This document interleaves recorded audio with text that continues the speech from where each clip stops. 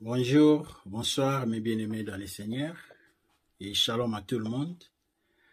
Tozongi lisusu na mokolo alelo, tozi lisusu moitan.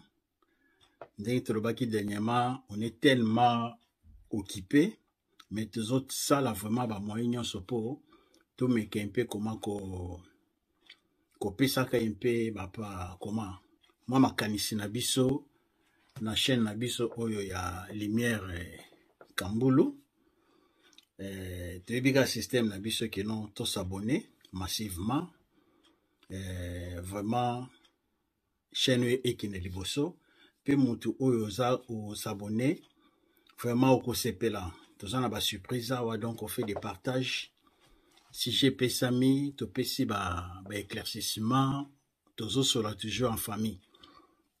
Ah bon, moi, au loco les alliés, moi, y a Max, au tobenga qui non, moi de la femme, qui est pesama qui papa lumière, y a wana, ngai pe loco la papa le prince, na le bail qui non, na pe un peu contribution ngai. Donc, on est tellement occupé na makamusu sumisala, mais toujours ça la kaka ba moyen ce que non, moi, espace mon na poto, mais kempe, ko répondre na tina kosungama. Question na biso zalai que non, question à liboso, moi de la femme, d'Atuana et Utawapi. Puis deuxième question, na biso zai que non, ndenge basi na biso, ba koma ko bomba, ba suki na bango, ou bien des cheveux naturels pour l'encocha, ou to bengaka, ba kabelo, makambo bele, ton anglais, ba bien encore, ba wigs. Donc voilà. Pour poto le kambangu, le roi te lui que non, moi de la femme, ezali idée oyo et uta qui et pas y a une activiste allemande, kombo na ye ezali et Clara Zetkin. Donc ndenge na lobi que non, il était une activiste allemande oyo ayaki que non po a comment asala comment à défendre basi d'après ça le kumu ya basi. C'est parce que à cette époque la femme était qualifiée comme une esclave kwa toloba. Donc ba femme bazali loko la ba esclave, donc ba bandai pétant na ba droit ya bangote. Donc qui est Clara Zetkin? Clara Zetkin azali une allemande, donc abotami na kati ya Allemagne, abotama le 5 juillet 1857 et elle était morte le 20 juin 1933 na âge ya 75 ans. Donc anasa la 76 ans, maintenant âge ya 75 ans à Koufaki. Comment?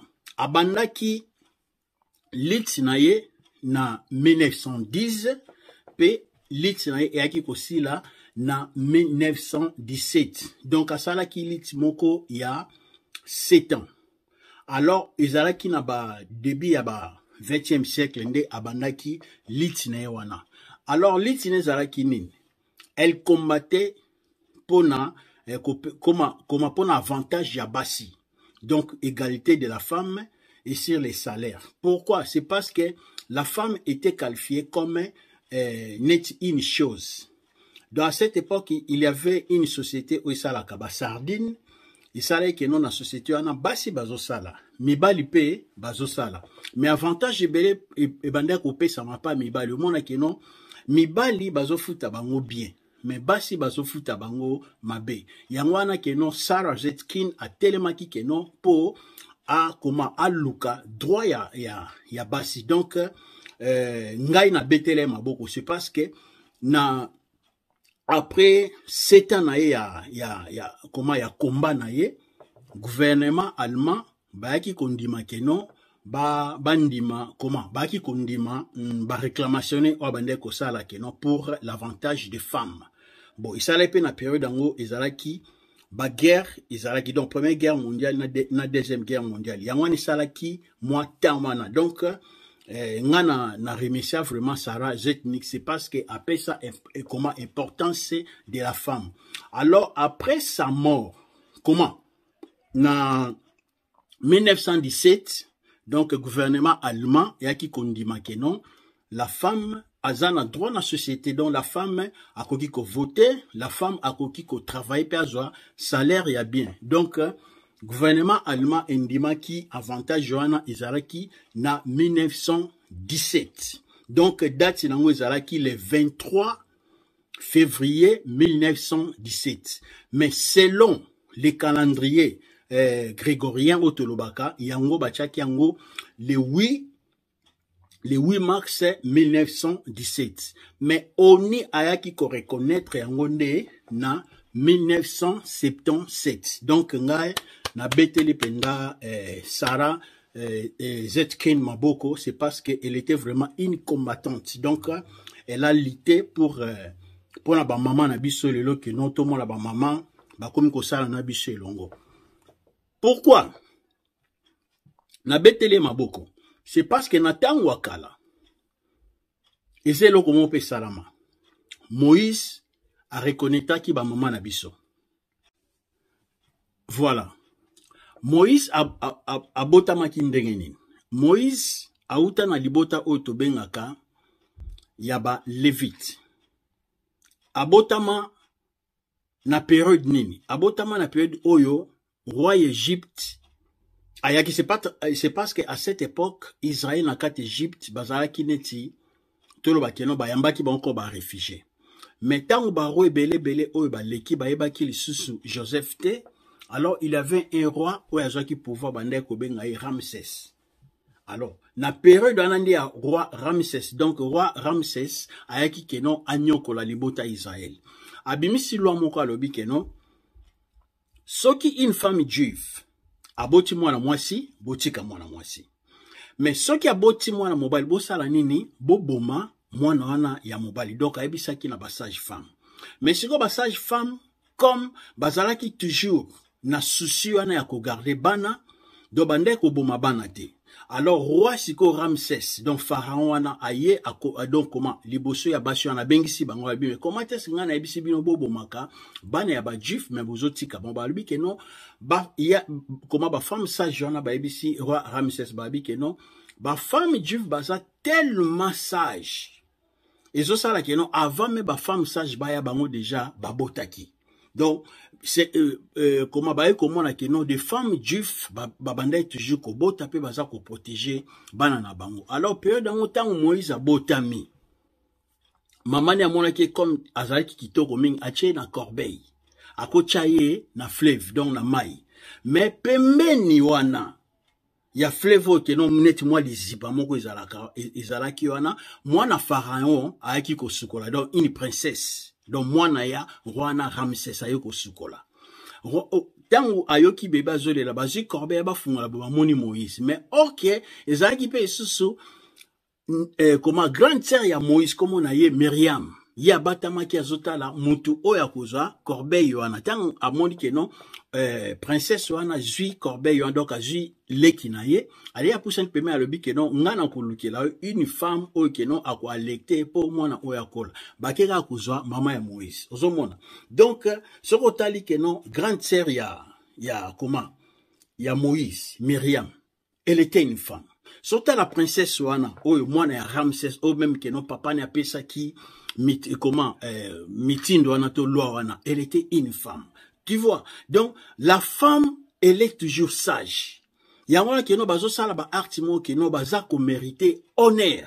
Alors yako sala keno Moïse tango akoli ayo mona keno moko ya ba comment ya ba égyptien azako nyokola peuple juif. Moïse ata kola ki na ndaku ya roi oyo comment Ramsès donc égyptien mais na mutune ba parents toujours banda yebise que non tu es juif. C'est parce que Bible même ezolo ba que non c'est par la foi que non Moïse andima que non azali juif. C'est parce que ba parents banda ko yebise donc tolo ba que non maman na banda toujours ko yebise que non tu es un juif.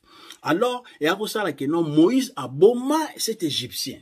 Quand roi comment Ramsès ayoki ndengwana alobi ba luka Moïse poni ni ba boma pe mais Moïse a kimi na mboka ya ba mandia. Na bamandia kuna ake kokutana na tata moko bande ko benga Jetro. Tata moko azalaki nini? Azalaki na nani? Na basi. Alors Moïse avandi na kati ya ndako ya papa wana na banda na boy penda na banda kopesa explication na ngwe belé. aye kobala mwasi ekoma mwana ya papa na kombo na ye Sephora. Ozomona. Alors ndenge Moïse abandai kobokola bibwele kola yesu ko se révéler katina abike non il faut zonga lisusu en Égypte. Vous voyez, il faut zonga lisusu en Égypte akene ko libérer peuple na ngai.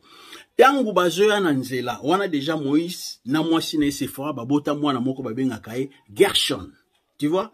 Siko na kata nzela kola pesa ki ordonnance mo ke non mwana nyonso ya juif il faut ça la nini. Il faut bakata ingenga. Donc il faut basala e circoncision. Mais la kata nzela Moïse alali na mwasi na ye. Kolo attaqué Moïse pa bomaye. Mais bande kolanga, c'est incroyable. Sephora azalaki juif te. Sephora azalaki une mandianite. Mais comment est-ce que ayebaki ke non loi ba juif ezali ke non il faut ko circonciser mwana. Donc mwana soka sali une semaine, il faut qu'on kata yengenga. Alors, moi, ça n'a pas compris que non, nzamba ninga boma Moïse nanzela. Mais moi, si on a azui à katingenga ya mwana. Donc, à sali mwana circoncision. Donc, une femme sage a sauvé même Moïse. Tant à kati ngenga na la zuma kila. Boakeli yango Moïse. Moïse a lamuki. Donc, il était sauvé. À partir à qui? Il y a cette femme. Donc, il y a un qui non, voire même que nous en a parti à Baloba qui non, au coup faté se passe que tu es mon époux de sang. Tu vois, Nana sauva Moïse, et ça là qui une femme. Donc, Moïse sort au talissus que non, vinae, a protégé même ma femme. Quand la paix ça y est, a paix si est loi, a dit que non, moi si à quoi qu'on soit héritage té, que non ceux qui va parents ba koufi. Mais ce côté lisusu wana na nombre 27 au bandia on a un tina 7 au moins que non histoire entre Moïse et des filles de Tchelofchad. Donc ba fille à Tchelofchad azali que non papa moga sakufaki mais bote kaka bana basi. Alors bana na basi tangu baye que non ba réclamer héritage à papa na bango. Moïse alobi que non na tout na nzambe. OK muta pesa ki ordonnance wana nzambe. Mais tant Moïse a consulté l'Éternel a le dit que non, pesa banana héritage na bango. Vous voyez, donc c'est la femme.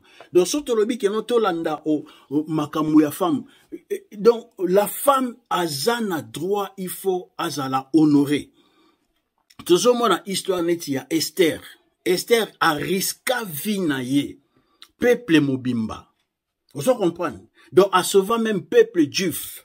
Bazala qui n'a qu'à diaspora, mais une beauté à Esther, une femme sage, à Salanine, à sauver ses peuples. Ok, il y avait un homme qui s'est levé à le dit que non, il faut bâtir comment peuple oyo. Donc, dans le combo, il y a Onani, Aman. Elle n'a sa peuple juif, mais Esther s'est levée avec sa beauté à sauver le peuple juif. Vous voyez, donc la femme a un droit, il faut honorer. Donc ça n'a rien à voir. Mais Bible est non. Quelle femme qui doit être honorée? Bible dit que non, c'est la femme sage. Alors yango donc tout ça la tête que non to banda ko mélanger, comment ko mélanger basignos. Voir même Bible zo le belabiso que non, il y a deux sortes de femmes. Tu dis que non, il y a des femmes folles et des femmes sages. Nabanda tu dis histoire il y a des 10 vierges. 5 bazalaki sages et les 5 autres elles étaient comment? Des folles.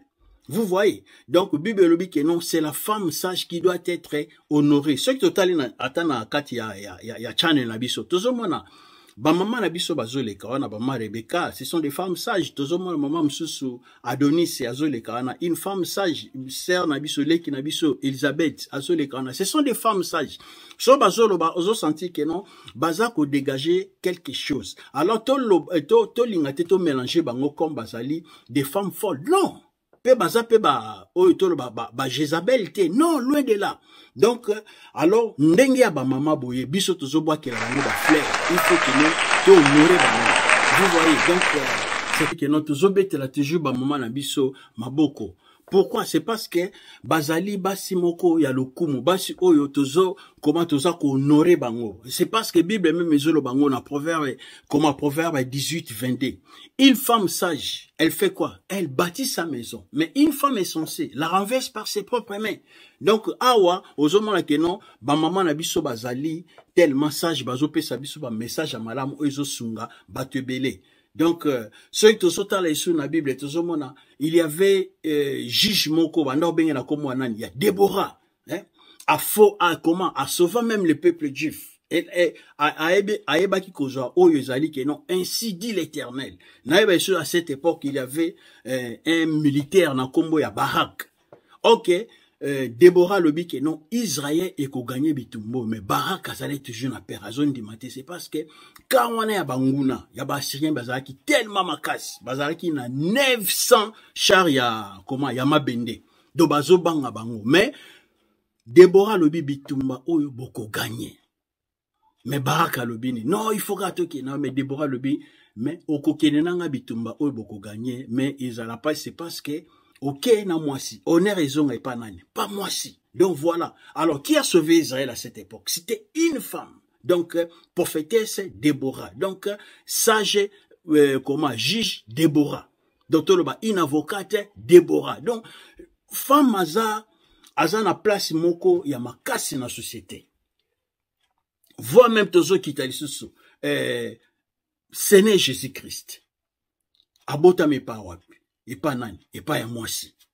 Donc, nazoeba keno na zemi na ye. Tant papa na découvert que non, Marie a sainte. C'est parce que bazaki non a fiançailles.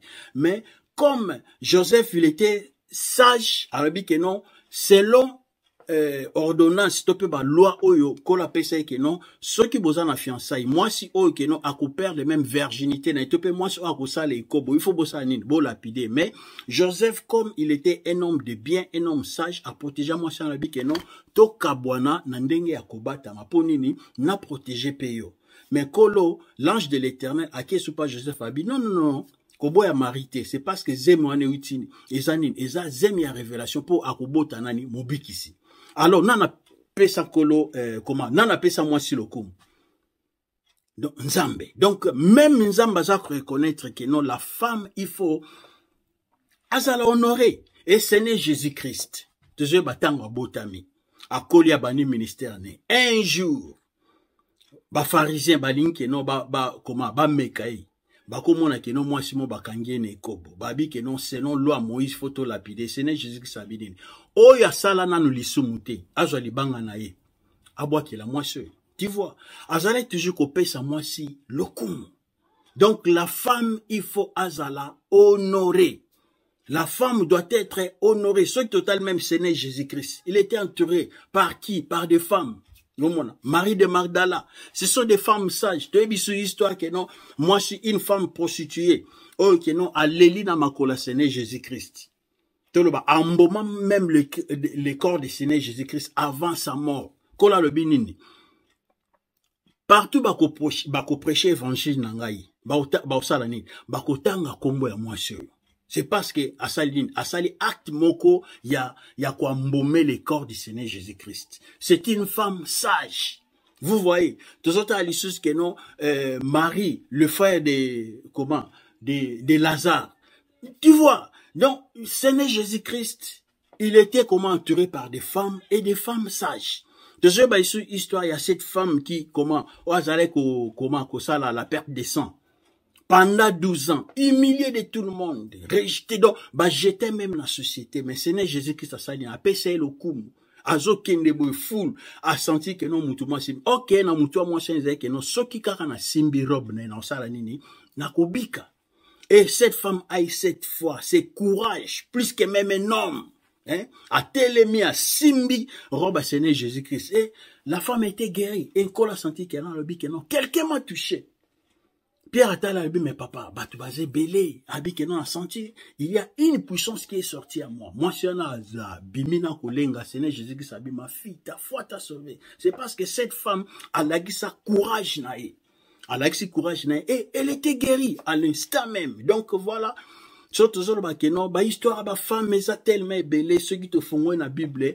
Donc, moi, si, il faut pas payer le coup. Donc, mon toit a reconnaître le coup, moi, c'était naïbi te toro tche place nini. C'est parce que, moi, si ce que j'aime, surtout les 3 premiers mois, au senti que non, aza ko bunda na niveau moko ko sanza, mutu pasi, ko bela, Mwana batasala ki kitoko mona a père de beauté, alati ba masque.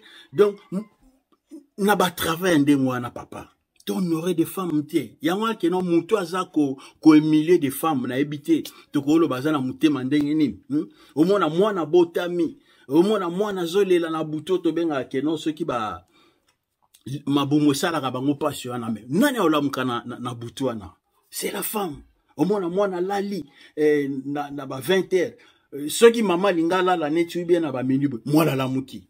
Omona. Nani obondela. C'est la femme. Mwana toke na za muke wana azobela. Mwana biso ba papa kuna to lali ozo ronfler mais muta ko lamuka. C'est la femme. Vous voyez, mwana azobela mutu pasi bobona mama zobondela ye. C'est sa femme ngana zo ba suta na za ki mwana muke mona o lali boye. Mais ozoka mama zobondela pona yo. Mwana nangaza mutu munene. C'est la femme. Donc moi si aza na ba avantage il faut to tombola e. Omona. Le longa na isala nga malamu mono so travailler, tu vois des femmes to azape boss na yo. Vous voyez. Donc aza boss na mona ah non, sala boye to ye retard, mais azo tia yo na place. Mais au moins que non ceux qui besoin na boss ya mobali donc ako lobelo na niveau mo que non vous peut se même kanda olunga musala mais quand une femme te reproche et surtout na musala so senti que non azo lobela yo nande que non azali maman na yo. Donc c'est comme ça. Ya to lobi que non Seigneur Jésus-Christ a honora des femmes. Naebi même que non kaka na kati ya Bible histoire na beti il y a cette femme qui ozala ki ko perdre makila na ye. Il y avait un homme qui est venu auprès du Seigneur Jésus-Christ pour lui dire que non, ma fille est morte. Seigneur Jésus-Christ a dit que non, a koufité à la lipongi, batu ba seka. Maintenant, baké nandako, Seigneur Jésus-Christ a robani. Talita koumi. Donc, jeune fille, lève-toi. C'est parce que, abanda toujours qu'on aurait des femmes. Yangwana, to linga kapenza ko beta CTT. Et surtout, sur l'anzolo bela, likambo ya ba chevalier à ba femme, ba mèche. Moi, si soka boti, papa, nzoto anese lembi ekosala pe mwana to suki ya mutu ekatani omona pe ke non suki yango ezali susi ndenge ezalaka te bizi ya bana omona ke non alinga tia chapeau eza na ote ke non po baza ke non to na ba faiblesse moko boye to baza influencé po na suki ya mindele loin de là non po baza ke non to na ba faiblesse moko boye to baza influencé po na suki ya mindele loin de là. Loin de là.